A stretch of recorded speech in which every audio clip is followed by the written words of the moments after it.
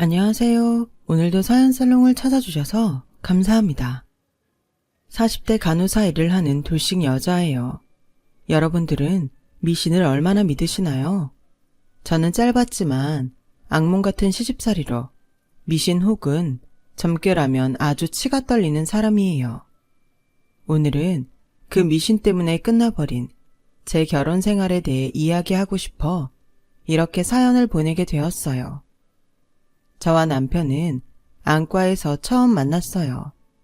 남편은 눈다래끼가 많이 심해져서 한쪽 눈을 거의 뜨지 못할 상태로 저희 병원에 왔는데 딱 봐도 어지간히 참다가 도저히 어쩌지 못해 병원에 온 듯 보였어요.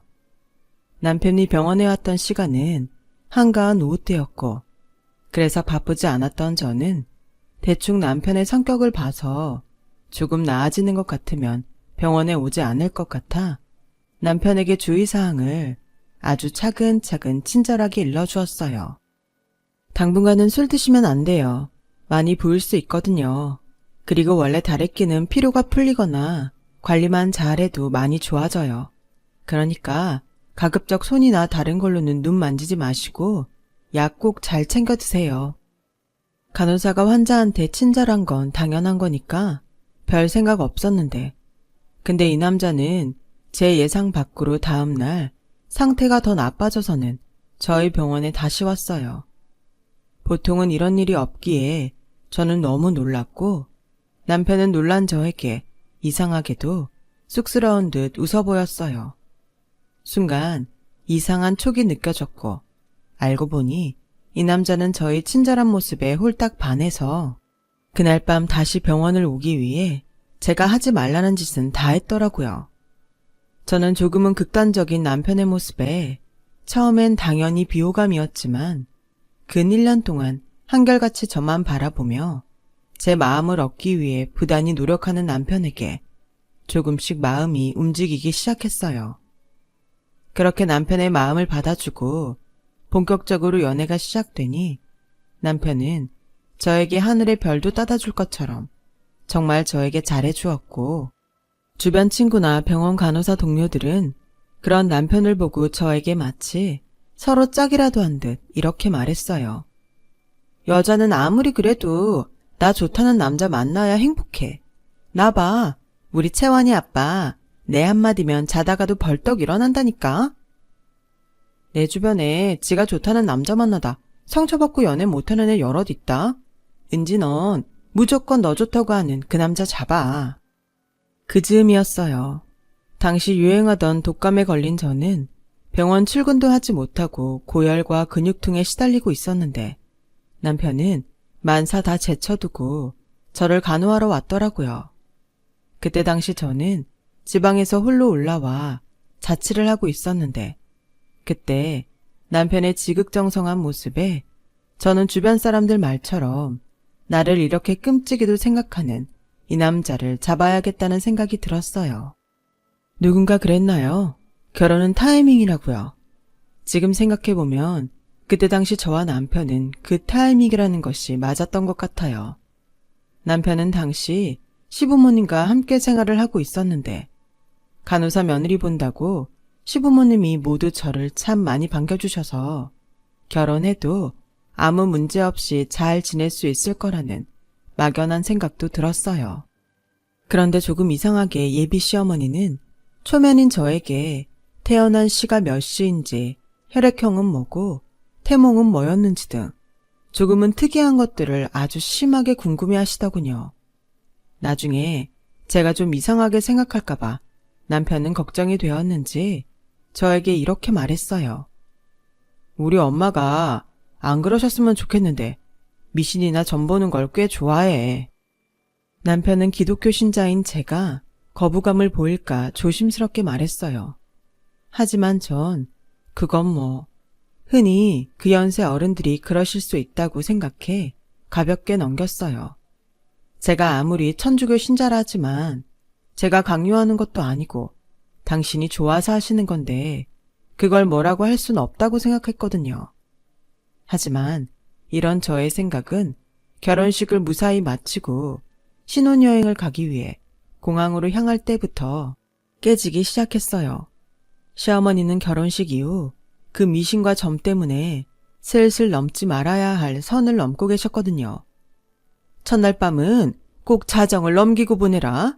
내가 믿는 백도사님이 니들 첫날 밤은 꼭 결혼식 다음날 좋다고 하셨어.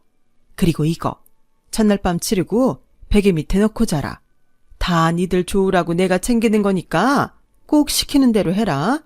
그럼 잘 다녀오느라. 시어머니는 제 손에 부적이 든 봉투를 주시며 신신당부하셨어요.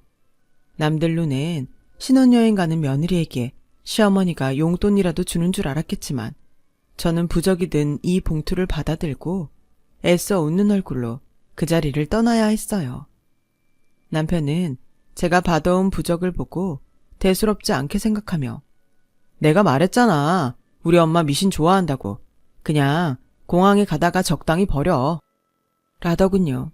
저는 남편 말대로 그냥 버릴까 하다가 다 니들 좋으라고 내가 챙기는 거야. 라고 하셨던 시어머니 생각에 차마 몰래 버릴 순 없겠더라고요. 그래서 에이 어려운 일도 아닌데 라고 저도 대수롭지 않게 생각했고 그날 저녁 시어머니가 하라는 대로 했어요. 그 첫 단추가 잘못이었을까요? 당신의 말을 잘 듣는 며느리가 좋으셨는지 이후 시어머니는 풍수지리에 맞는 인테리어라며 제가 이미 다 꾸며놓은 신혼집을 당신 손으로 싹 다 바꿔 놓으셨고 안방 벽에는 날짜별 빨간 동그라미가 쳐져 있는 대형 달력까지 떡하니 걸어 놓으셨어요. 그리고 그 달력 동그라미 아래는 이제 막 신혼인 제가 보기에 나 뜨겁게 부부관계하는 날이라고 적어 놓으셨더라고요. 저는 제 의도와 상관없이 달라진 신혼집을 보며 계속 기가 막혀서 말이 안 나왔어요. 남편은 금방이라도 터질 것 같은 제 상태를 감지했는지 얼른 자기 어머니한테 전화를 걸었고 시어머니에게 화를 냈어요. 엄마, 도대체 왜 여기까지 와서 엄마 마음대로 해집고 가? 여긴 우리 집이잖아. 장가가면 넌 남이니? 우리 집 같은 소리 하네. 엄마가 다 니들 좋으라고 해놓은 거잖아. 나쁜 건 들어오지 말고 좋은 기운만 받으라고 애써 꾸며줬더니 잔말 말고 이따 저녁 때 저녁 먹으러 와. 끊는다. 그때 예감했어요. 시어머니의 맹목적인 미신사랑은 곧 제 생활도 침범할 거라는 것을요. 저는 이대로 가면 골치 아파질 것 같다는 생각에 이제 갓 결혼했음에도 불구하고 시어머니와 거리를 두기로 했어요. 그래서 그날 저녁에 저는 집에 가지 않고 남편만 시댁에 보냈는데 시어머니는 그런 제가 도리도 모르는 괘씸한 며느리라며 그날 남편을 집에 보내지 않으시지 뭐예요. 보내지 않은 시어머니와 안 보낸다고 오지 않은 남편에게 저는 화가 났어요. 그 느낌은 마치 소박을 맞은 듯한 기분이었거든요. 저는 마침 저희 부부가 혼인신고 전이라는 것이 떠올랐고 남편에게 바로 지금 당장 오지 않으면 이 결혼은 없던 걸로 하자고 메시지를 보냈어요. 남편은 메시지를 확인했는지 30분도 채 되지 않았을 때 신혼집으로 헐레벌떡 돌아왔어요. 저는 남편의 모습을 보니 또 화가 나서 이렇게 따졌죠. 어떻게 신혼여행 다녀와서 하루도 지나지 않았는데 집에 안 올 수 있어? 그야 일 크게 안 만들려고 그랬지. 내가 계속 말했잖아. 우리 엄마 미신 좋아한다고. 엄마는 자신이 뭘 잘못했는지 몰라. 그거 일일이 상대하면 자기만 피곤하고 좋을 게 없어. 그래서 내 선에서 잘 끝내보려고 오늘은 그냥 맞춰드리려고 했지. 남편은 시어머니와 저 사이에 난처한 듯 보였어요. 하지만 저는 저대로 매사 일을 크게 만들지 않기 위해 시어머니를 맞춰드려야 한다는 생각에 그날 밤 화가 쉽게 풀리지 않더라고요. 그날 이후 남편은 제 눈치를 보기 시작했어요. 결혼한 지 얼마나 됐다고 제 눈치 보는 남편 때문에 이번 한 번은 제가 접고 넘어가야겠다고 생각했어요. 그렇게 저희 결혼 생활은 출발부터 이상하게 삐걱거리기 시작했고 시어머니는 본격적으로 제 영역으로 미신의 영향을 미치기 시작했어요. 이거 먹어라. 이게 아들 낳는 체질로 만들어준단다. 어머니, 이게 뭔데요? 건강원에서 지어온 거야. 설마 내가 너 못 먹는 걸 먹으라고 하겠니? 그러니까 이 안에 뭐가 들었냐고요, 어머니. 거참, 뭘 그렇게 따지길. 그냥 어른이 먹으라고 하면 네 하고 먹으면 돼. 어머니, 요즘 세상에 알레르기가 얼마나 많은지 아세요? 아무거나 함부로 먹다가는 큰일 나요. 됐다. 먹지 마라. 기껏 지 생각해서 지어왔더니 너 아들만 못 낳아봐. 내가 가만 안 둔다. 우리 집은 손이 귀해서 무조건 아들을 낳아야 해. 가만 안 둔다니. 저는 시어머니의 협박에 표정 관리가 되지 않았어요. 무서운 게 아니라 화가 나서요.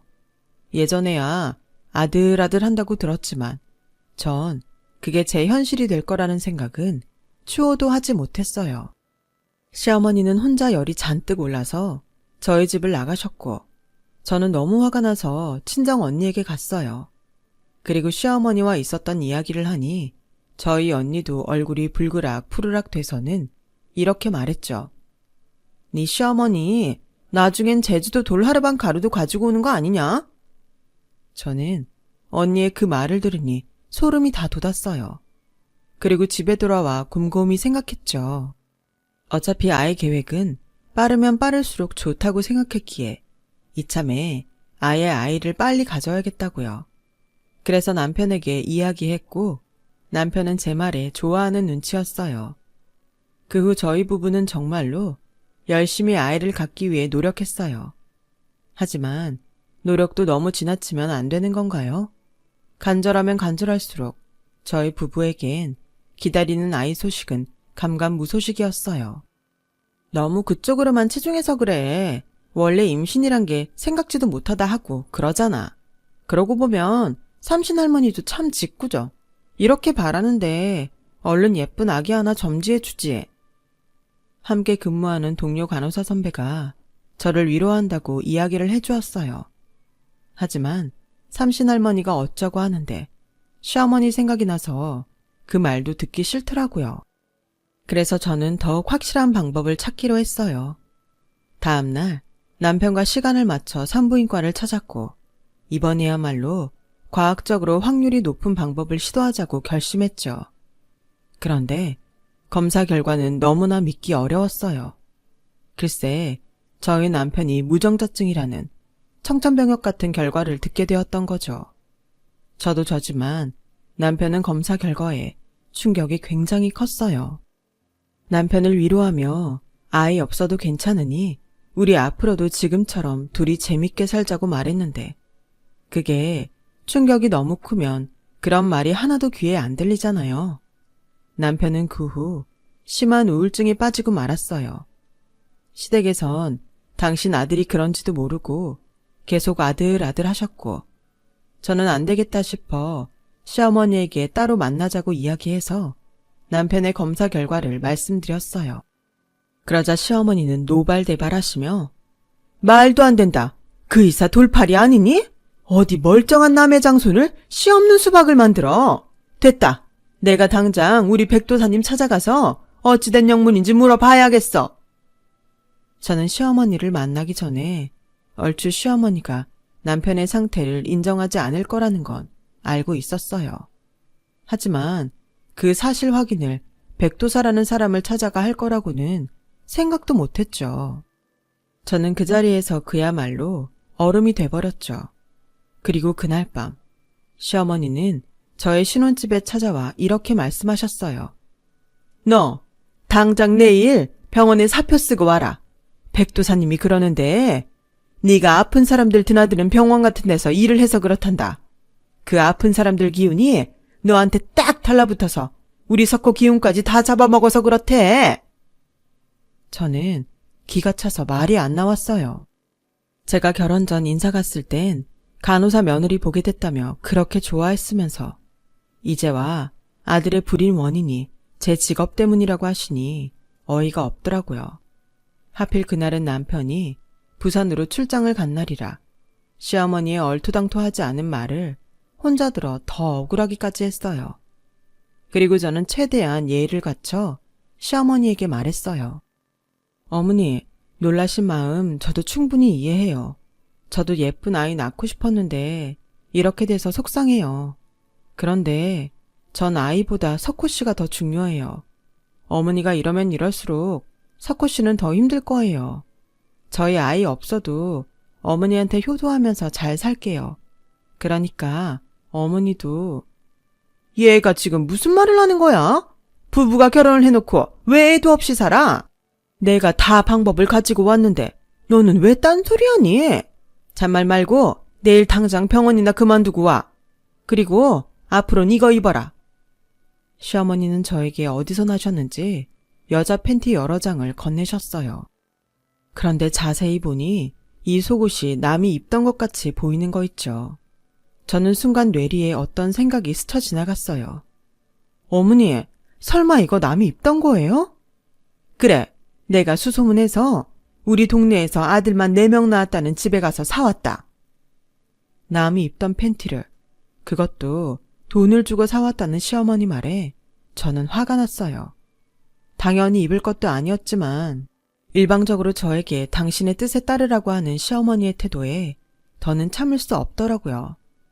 어머니, 이런다고 달라지는 건 없어요. 그리고 어머님이 미신 같은 거 믿는 건 괜찮은데 저한테까지 따르라고 하지 마세요. 저는 기독교 신자고 이런 거 불쾌해요. 뭐? 불쾌해? 나는 네가 더 불쾌하다. 내가 말했지. 우리 집은 손이 귀해서 꼭 아들 낳아야 한다고.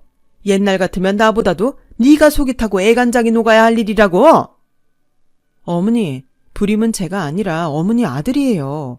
어머니 아들은 아들을커녕 딸도 못 낳아요. 저라고 애기 없이 사는 게 좋겠어요?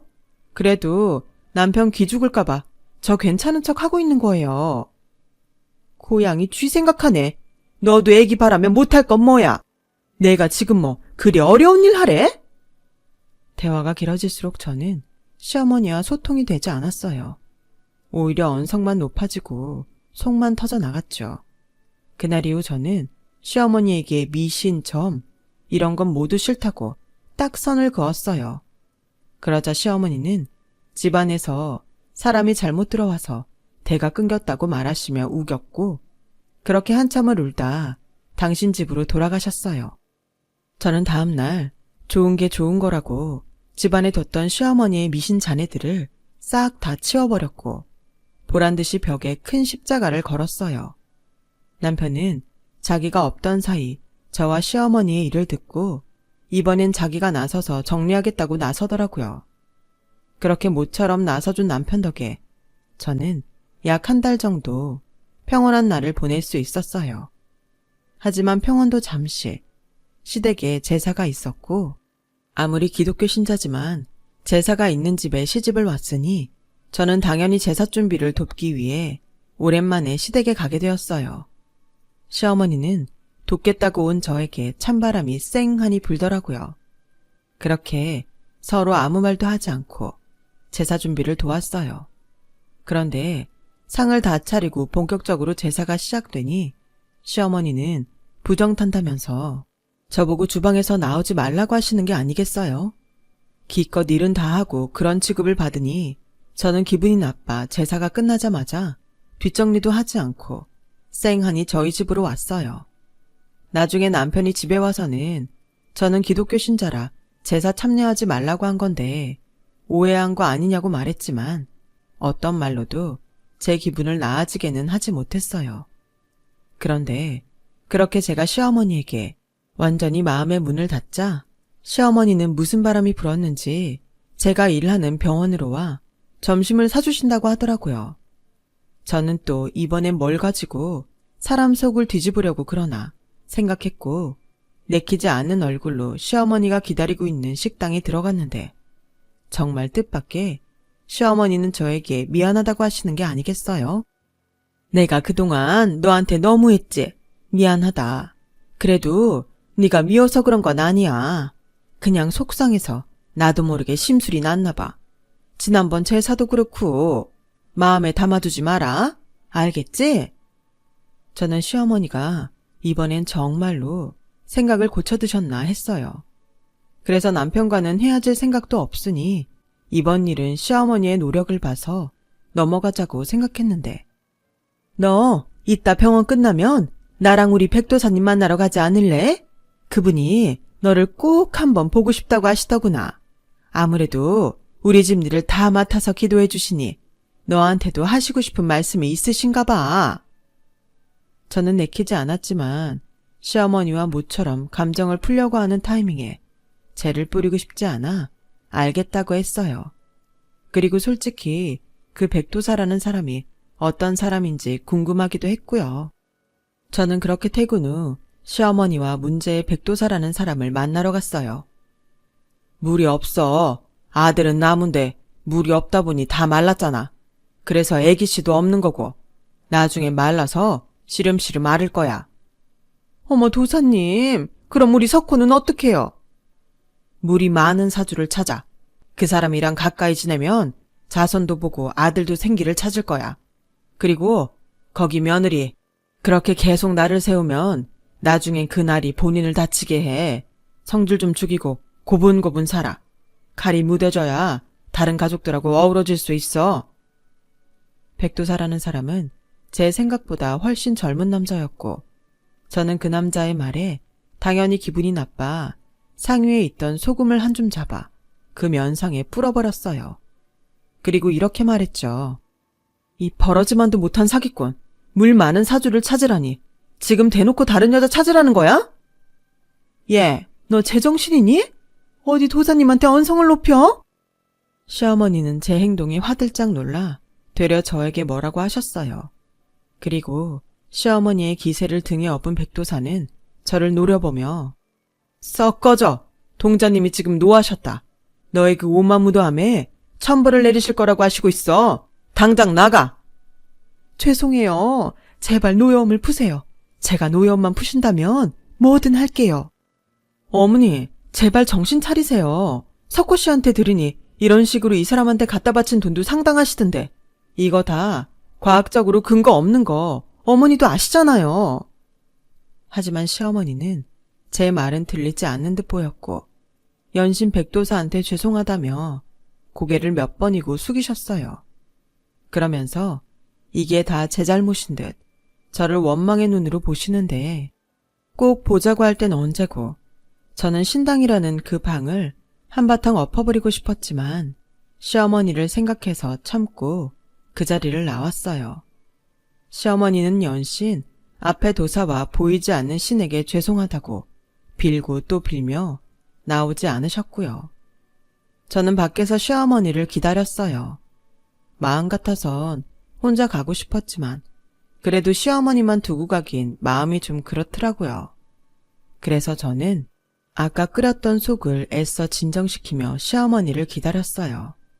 하지만 1시간이 지나고 2시간이 지나가려는데도 시어머니는 나오지 않았고 저는 슬슬 걱정이 돼서 신당 안으로 다시 들어가 봤어요. 그러자 그 신당 안에선 야릇한 분위기가 흘러나왔고 두 사람의 대화하는 소리도 같이 들려왔어요. 저는 이상한 기분에 조심스럽게 신당 문을 열었어요. 그러자 두 사람은 그곳에서 하지 말아야 할 짓을 하고 있더라고요. 저는 놀라 제 입을 틀어막고 뭐에 홀린 듯 동영상을 찍었어요.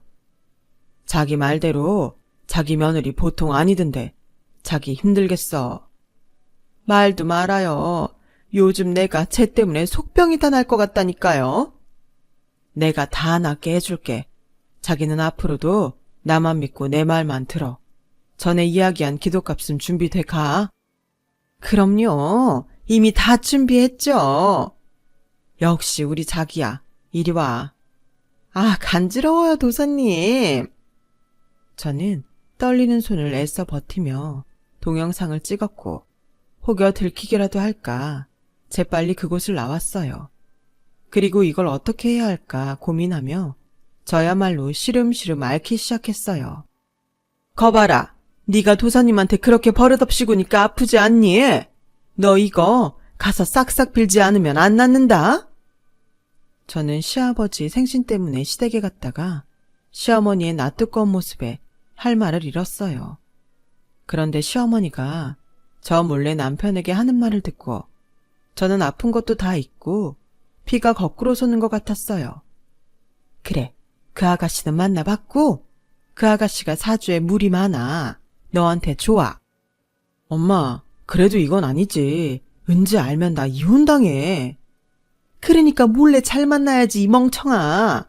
그러게, 내가 니들 사주 별로라고 했지? 엄마, 그만해요, 제발. 이건 아니야. 아니긴 뭐가 아니야. 그럼 이대로 대 끊어지는 거 보라고? 네 아버지도 벌써 난리야. 니들 애기 소식 없다고. 치료받으면 확률은 낮아도. 치료 같은 소리 하네. 왜 멀쩡하다가 갑자기 불임이래? 이게 다 짝을 잘못 만나서 그래. 그럼 뭐 진짜 이혼이라도 하라고? 누가 이혼하래? 법적인 건 놔두고 그냥 궁합 잘 맞는 여자랑만 가끔 만나보라는 거지. 막혔던 게 뚫려야 애기 씨도 돌아온다잖아. 저는 두 사람의 대화를 더 이상은 들을 수 없었어요.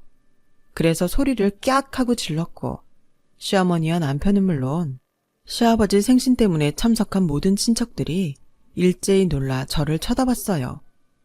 자기야, 지금 뭐야? 그러니까 나 몰래 그 사주에 물이 많다는 여자를 만나고 다녔다고? 오해야. 그냥 차만 마셨어. 거길 가라고 한다고 정말 가냐, 이 등신아? 얘, 너 지금 누구한테 막말이야? 어머니야말로 미친 거 아니세요? 어떻게 결혼한 아들한테 다른 여자를 만나라고 하세요? 법적인 거는 놔두고 뒤에서 몰래 그 여자 만나라고요? 그러면 씨 없는 수박에 씨가 생긴대요? 그래, 생긴단다. 내가 자손을 위해서 뭘 못하겠니? 아, 그래서 거기서 그 짓까지 하시는 거예요? 저는 핸드폰에 저장해둔 동영상을 시어머니에게 보여줬어요. 그러자 시어머니의 얼굴은 사색이 되었고 남편과 시아버지는 경악을 금치 못했죠. 저는 남편에게 사주에 물이 없는 난 없어져 줄 테니 이혼하자고 했어요. 남편은 싹싹 빌었지만 이미 한 번 느낀 배신감은 제 마음을 돌리지 못했어요. 결국 저는 남편과 이혼을 했어요. 그리고 시어머니도 시아버지에게 그 동영상 때문에 위자료의 한 푼도 없이 이혼을 당하셨고요. 시아버지는 그러고도 성이 풀리지 않으셨는지 저를 찾아와 신당의 위치를 물으셨고 저는 기꺼이 그 신당으로 시아버님을 모시고 갔는데 그때 저는 처음으로 시아버지의 다른 면을 봤어요. 늘 허허하시며 점잖고 인자하기만 하시더니 그 백도사라는 남자의 멱살을 한 손에 들고 정말 바닥에 내리꽂더라고요. 그 와중에 백도사는 저에게 그렇듯 신이 노했다고 헛소리를 삑삑 했는데 시아버지는 그런 백도사에게 소금, 쌀 동전까지 거기 있는 모든 것들을 백도사에게 던지고 신당을 그야말로 풍비박산 내놓으셨죠. 저는 이혼을 했음에도 그 모습에 속이 다 시원해졌어요. 나중에 백도사한테 소식을 들었는지 시어머니는 저를 찾아와 저 때문에 모든 것이 망가졌다고 끝까지 저를 원망하셨지만 저는 평생 그렇게 헛다리만 짚으시고 사시라고 말하고 아무런 미련도 없이 그 집과의 인연을 끊어버렸어요. 그 후 가끔 남편이 미안하다며 용서해달라고 찾아오기도 했지만 어쩌겠어요. 끝나버린 인연인 것을요. 저는 더 이상 힘들고 싶지 않아서 한 결정이니 서로를 위해 존중하자고 부탁했어요. 남편은 근 6개월간 마음을 잡지 못했지만 점차 현실을 받아들였고 얼마 전 새로운 인연을 만나기 시작했다는 소문도 들려왔어요. 저는 진심으로 잘 됐다고 생각해요. 사실 저도 얼마 전에 오랫동안 함께 근무한 의사 남자친구와 조심스럽게 결혼을 전제로 사귀고 있거든요. 그 사람도 한 번의 아픔이 있어 서로 조심스럽지만 두 번째 찾아온 인연은 오랫동안 함께 행복할 수 있겠죠. 부디 이런 제 바람도 이루어지길 바라며 지금까지 제 이야기 들어주셔서 감사합니다. 매일매일이 가까운 사람과 행복한 시간 되시길 바랍니다. 여러분, 사연 댓글에 응원과 현명한 조언 부탁드려요. 좋아요와 구독은 저에게 큰 힘이 됩니다. 오늘도 좋은 일 가득하세요.